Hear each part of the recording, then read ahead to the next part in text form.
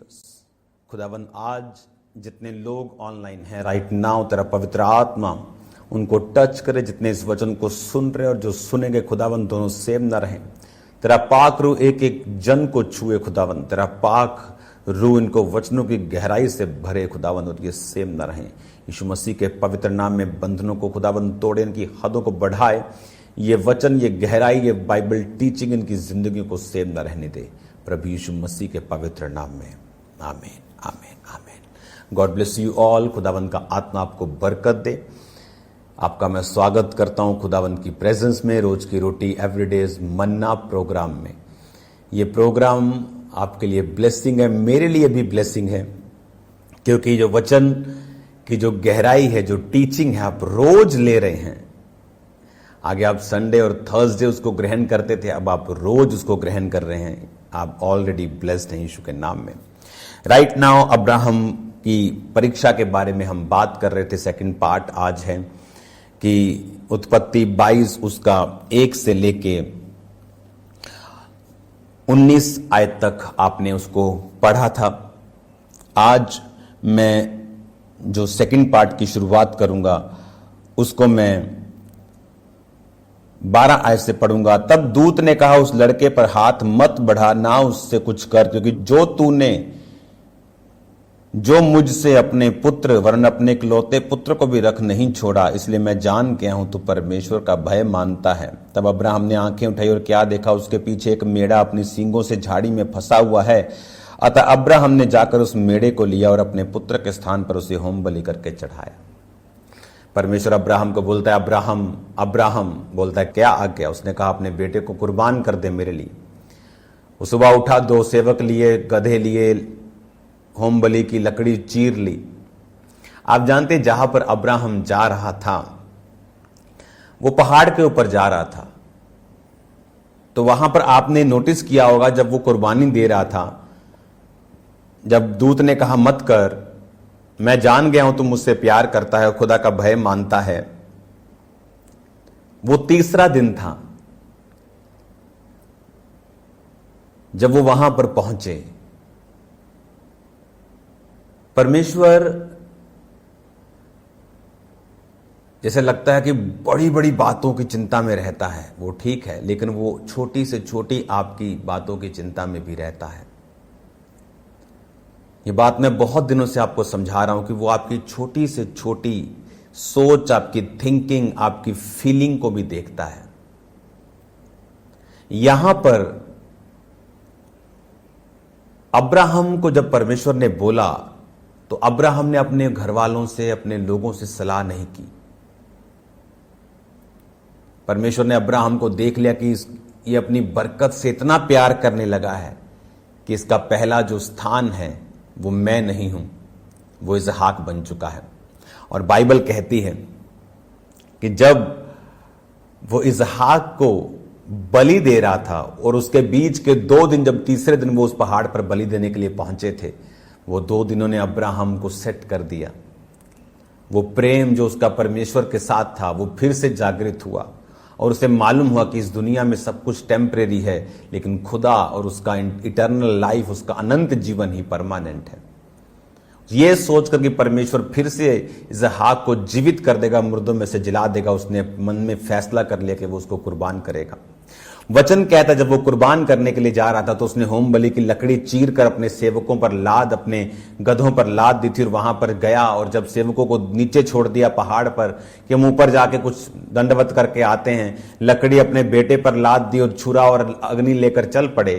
तो वो लकड़ी लेके गया, पहाड़ पे जा रहा था। पहाड़ पे ऑलरेडी बहुत सी लकड़ी होती है, ऑलरेडी बहुत सी लकड़ी होती है। एक दिन दाऊद जब परमेश्वर का भवन बनाने के लिए उसने एक जगह को डिसाइड किया जहां परमेश्वर का संदूक पड़ा था, तो वो जगह उसे फ्री में मिलने लगी। तो उसने कहा, नहीं, मैं ये जगह के ऊपर नहीं, मैं पैसा खर्चूंगा और परमेश्वर के भवन को बनाऊंगा। हालेलुया। अब्राहम चाहता तो पहाड़ के ऊपर से लकड़ी काट सकता था, उसी पहाड़ की लकड़ी को यूज कर सकता था, वो उसी पहाड़ की लकड़ी को होम बलि के लिए इस्तेमाल कर सकता था। लेकिन हर एक व्यक्ति ग्रेट अपने कर्मों से, अपने डिसीजन से बनता है, अपनी विश करने के कारण नहीं। वो नहीं चाहता था कि वो कहीं भी जाए और जो लकड़ी हो वो किसी के कहीं फ्री हो। उसने लकड़ी चीरी अपने पास से, उसे वो लेके गया और कहां मिला उसे मेढ़ा फंसा हुआ उसी लकड़ी के अंदर। अगर वो उसे काट चुका होता, अगर उसे काटने की आदतें होती तो वो कभी भी उस झाड़ियों में वो ना फंसता। जब आप परमेश्वर के भवनों में जाते हैं, परमेश्वर के घरों में जाते हैं, तो आपको देने की आदत होनी चाहिए। हर जगह जहां परमेश्वर का काम हो, आपको बोने की आदत होनी चाहिए। हालेलुया। बहुत से लोग बरकत को नहीं पाते, बहुत से लोग आशीष को नहीं पाते। मैंने लोगों को देखा है, बहुत से लोगों को उनका चंदा 50 रुपए होगा, लेकिन चर्च के बाहर वो शॉपिंग कर जाएंगे 2000 की। ऑफरिंग 100 रुपीज है, लेकिन चर्च से जाते जाते, घर में जाते जाते वो 850 का खाना खा जाएंगे। और परमेश्वर इन चीजों को देखता है। परमेश्वर को पैसों से लेना देना नहीं है। बाइबल कहती धनवानों ने डाला, परमेश्वर इंप्रेस नहीं हुआ। एक विधवा ने 2 दमड़ियां क्या डाल दी, परमेश्वर ने कहा इसने अपना सब कुछ डाल दिया, क्योंकि लोगों ने अपनी बढ़ती और इसने अपनी घटी में से सब कुछ डाला है। वो आपकी फीलिंग्स को देखता है, आपकी डेडिकेशन को भी देखता है। अगर मैं चर्च में 10 रुपए डाल रहा हूं और जाते वक्त मैं 10 रुपए का खाना खा के जा रहा हूं, तो मैं बरकत क्या पाऊंगा, मैं आशीष क्या पाऊंगा? जो तो मैं प्रभु को दे रहा हूं उसका तो मैं खा रहा हूं, तो मैं बरकत कैसे पाऊंगा? वो चीजें नए लोगों के लिए हैं, उन लोगों के लिए हैं जो पे नहीं कर सकते, जिनके पास पैसा नहीं है। और इसीलिए अब्राहम आशीषित था। लकड़ी को लेके गया घर से। बंदा सोचता है कि इतनी भारी लकड़ियों को मैं क्यों लेके जाऊं? एक भेड़ को कुर्बान करते जब होम बलि की लकड़ी को चीरते, तो लकड़ी भी कोई 20-30 किलो लकड़ी में काम नहीं चलेगा। 1 क्विंटल लकड़ी चाहिए होगी, उससे भी ज्यादा चाहिए होगी। लेकिन इतनी लकड़ी चाहिए तो भी वो अपने घर से लेके जा रहे हैं। लाइफ आत्मिक है। आपने गिनती की पुस्तक में देखा कि एप्रेम छोटा होने के बावजूद 40,000 गिनती आई। मनश्शे बड़ा होने के बावजूद 32,000 थी, क्योंकि उनके ऊपर याकूब के द्वारा ब्लेसिंग को रिलीज किया गया था। छोटे पर दाहिना हाथ और बड़े पे बाहिना हाथ गया था। जो स्पिरिचुअल आशीषें उन पर रिलीज की गई वो उनकी लाइफ में नजर आई। आज आप एक डिसीजन लेते हैं व्यभिचार ना करने का। आज आप एक डिसीजन लेते हैं मैं फालतू में मोबाइल को नहीं देखूंगा, मैं टीवी नहीं देखूंगा, मैं प्रार्थना में रहूंगा, मैं फास्टिंग करूंगा, मैं लड़ूंगा नहीं, झगड़ूंगा नहीं, मैं निंदा नहीं करूं। छोटे छोटे आपके फैसले आपकी स्पिरिचुअल लाइफ को जो बरकत देते हैं, उसे ब्लेस करते हैं। और जब स्पिरिचुअल लाइफ आपकी ब्लेस्ड होती है, वो आगे चल के एक रिजल्ट को पैदा करती है। और वो रिजल्ट शायद तब नजर ना आए जब एक व्यक्ति को परमेश्वर ने स्पिरिचुअली ब्लेस किया, क्योंकि वो परमेश्वर के पीछे चल रहा है। जब एप्रेम को ब्लेस किया, मनश्शे को ब्लेस किया, तो 2, 4, 5, 7, 10, 20 साल तो कोई फर्क नहीं पड़ा होगा। उन्हें लगता होगा वो भी ब्लेस्ड है, वो भी ब्लेस्ड है। लेकिन जैसे जैसे समय निकलता गया, एप्रेम ने स्पीड पकड़ी। छोड़ कहती है परमेश्वर का दास अपने बेटे के एप्रेम के पड़पोतों और मनश्शे के पोतों को देखने पाया। वो फर्क बनना शुरू हुआ कुछ ही सालों में, और होता होता फर्क हजारों का हो गया।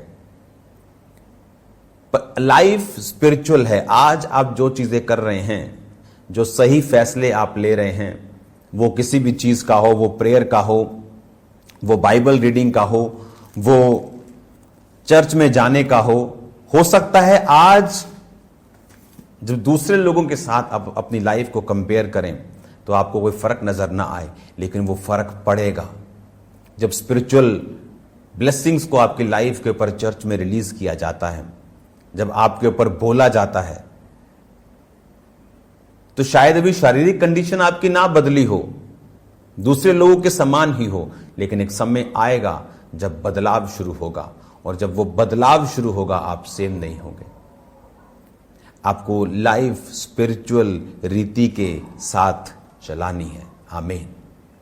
और आप फिर देखेंगे किस तरह से परमेश्वर की आत्मा ने आपकी जिंदगी में काम किया है। वो आपकी लाइफ की छोटी से छोटी चीजों को जांचता और परखता और आपको कंट्रोल करता है। याकूब के 12 बेटे थे, उनमें यूसुफ भी नहीं था, क्योंकि यूसुफ के दोनों पुत्रों को उसने गोत्रों में ले लिया था, अप्रेम और मनश्शे। अप्रेम का नाम पहले आता है, चाहे वो छोटा था, क्योंकि परमेश्वर ने उस पर ब्लेसिंग्स को रिलीज किया था। और अब जब 12 गोत्र चलते थे अपने अपने झंडे के नीचे, और बीच में लेवी के 3 उत्तर, दक्षिण और पश्चिम में, पूरब की और उनके कोई नहीं था, वो 3 दिशाओं में चलते थे। और आगे मेरा विश्वास है पूरब में, जहां हम सामने कहते हैं पूरब, आगे फ्रंट पे उनके खुदा था, इसलिए परमेश्वर ने उनको 4 नहीं दिए। एक एक चीज बाइबल की बहुत बारीकी से देखने वाली है। परमेश्वर ने कहा, मैंने इजरायलियों के पहलोठों में से के बदले लेवियों को ले लिया, क्योंकि मैंने तुम्हें जब मिस्र से छुड़ाया था तो फिरौन के पहलोठे मार दिए थे, तो तुम्हारे पहलोठे मेरे हैं, तुम्हारे पहलोठों के बदले मैंने लेवियों को ले लिया। और आप जानते हैं जब लेवियों के 3 गोत्रों को, हारून और उसके बाद 3 गोत्र थे उसके, एक गोत्र का नाम मैं आपको बताता हूं, एक का मरारी, कहाती, गुरशोनी, ये 3 रहते थे इधर, इधर और इधर, उत्तर, दक्षिण, पश्चिम में। इनके जब बेटे गिने गए 1 महीने से ज्यादा, तो 22,000 निकले। और आप जानते जब सारे 12 गोत्रों के जो 6 लाख 20 साल से अधिक युद्ध करने वाले लोग, लाखों की भीड़, लेडीज, बच्चे, बुजुर्ग, सब मिला के लाखों की भीड़ गई, जब पहलोठे गिने गए सब गोत्रों के, तो 22,000 निकले। हालेलुया। हम कहते परमेश्वर बड़ी बातों के, वो पॉपुलेशन भी कंट्रोल कर रहा है उनको लगता है मेरी शादी हो गई, मेरे बच्चे हो गए, खुदा कर रहा है। उसे लगता है मेरा बच्चा अभी 2 साल हुए नहीं हुआ, खुदा कुछ कंट्रोल कर रहा है। अगर आप बाइबल को ध्यान से पढ़ेंगे आपको समझ आएगा कि परमेश्वर इतना माइटी और इतना बड़ा है कि कैसे हो सकता है। आप इमेजिन करो, ये कैसे पॉसिबल है। गिनती 3 उसकी 43 में लिखा, सब पहलोठे पुरुष इजरायलियों के जिनकी आयु 1 महीने की या उससे अधिक थी, उनकी गिनती 22,273 निकली। हालेलुया। और 39 आयत में लिखा है, यहोवा की आज्ञा के अनुसार पाकर 1 महीने या उससे अधिक लेवी पुरुष को जब मूसा और हारून ने गिना, उनकी गिनती भी 22,000 के करीब निकली।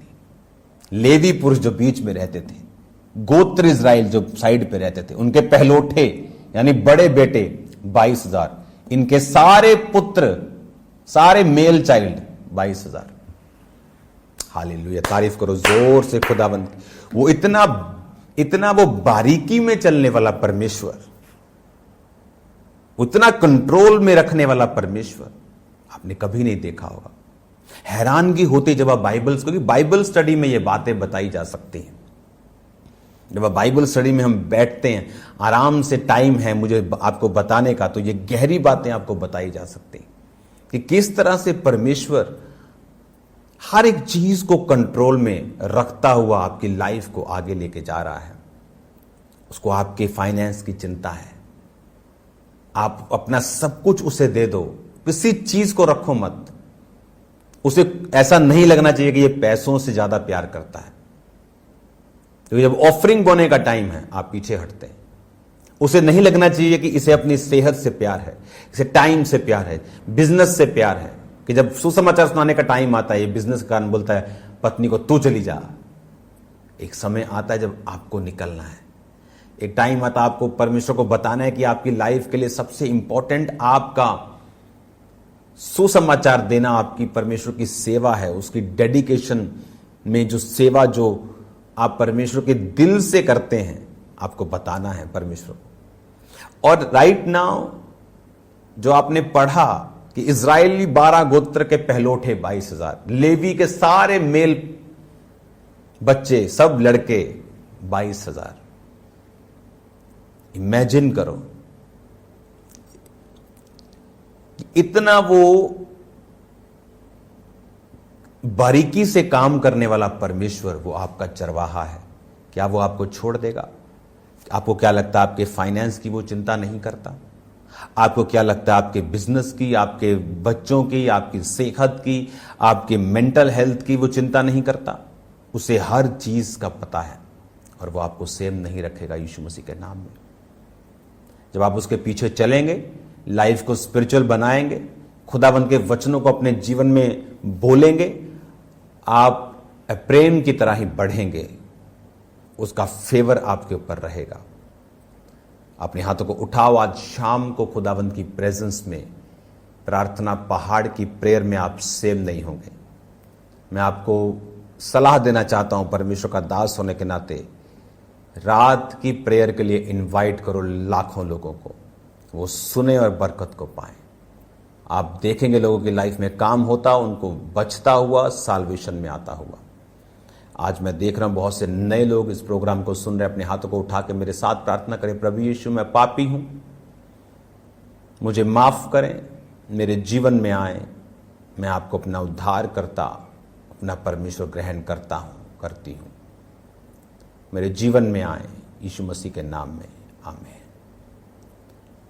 शाम को खुदावंद की प्रेजेंस में प्रेयर माउंटेन की प्रेयर्स में मिलते हैं। आप सेम नहीं होंगे यीशु के नाम में, आपकी लाइफ सेम नहीं है यीशु मसीह के नाम में। और मैं आपको इनकरेज करना चाहता हूं, रोज की रोटी रोज 1 बजे दोपहर को इंडियन टाइम और शाम को 8 बजे प्रेयर माउंटेन इंडियन टाइम, ये आपको सुनना देखना नहीं भूलना। आप सेम नहीं होंगे यीशु मसीह के नाम में। जितने वचन की गहराई में आप जाते जाएंगे, उतनी बरकत में आप जाते जाएंगे। अब्राहम को जब परमेश्वर के बारे में जितना मालूम हुआ, वो उतना आशीषित था, उसने परवाह नहीं की।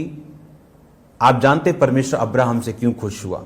वो अब्राहम का एक लौता बेटा था। जब हम उत्पत्ति 22 को पढ़ते हैं, वो जब वो कुर्बान कर ले तो परमेश्वर ने कहा, अब मैं जान गया हूं तू मुझसे प्यार करता है, तूने अपने एक लौते को भी रख नहीं छोड़ा। पता है क्यों? क्योंकि एक लौता खुदा का बेटा कुर्बान हो चुका था। आप बोलेंगे था, अभी तो आए नहीं, जीसस क्राइस्ट तो अभी आए नहीं, वो तो आने हैं। वो आदम और हवा के टाइम पर ही कुर्बान कर दिया गया था। इसीलिए आदम और हवा को चमड़े के अंग रखे पहना दिए गए थे। वो भेड़ यीशु मसीह था जिसको कुर्बान करके उनको कपड़े पहनाए गए थे। एक समय आया जब उसको सचमुच भेजा गया। वो कुर्बानी जो आदम और हवा के नंगेपन को ढांक दिया था, अब वो रियल में धरती के ऊपर उस कुर्बानी के कारण आज मेरी और आपकी अधार्मिकता और पापों को ढांप दिया गया। धन्य है वो जिसके गुनाह माफ हुए, जिनके पाप बख्शे गए, जिनके अधर्म को परमेश्वर ने ढांप दिया, अपनी पीठ पीछे फेर दिया। हालेलुया। तो हम ब्लेस्ड हैं कि जीसस क्राइस्ट हमारे लिए कुर्बान हो। और इसीलिए एक लौते को खोने का वैल्यू, उसका पेन यहोवा पिता को मालूम थी। इसलिए उसने कहा, अब मैं जान गया हूं कि तू मुझसे प्यार करता है, क्योंकि मैंने भी अपने एक लौते को जीसस क्राइस्ट के रूप में। आमीन। आप सेम नहीं हैं। अपनी आंखों को बंद करो, अपने हाथों को उठाओ। खुदावंद आपको बरकत दे, आपको ब्लेस करे, आपको हील करे और डिलीवर करे। कोई अंधकार की शक्ति आपकी जिंदगी में कार्य न कर सके। मैं आपको ब्लेस्ड घोषित करता हूं।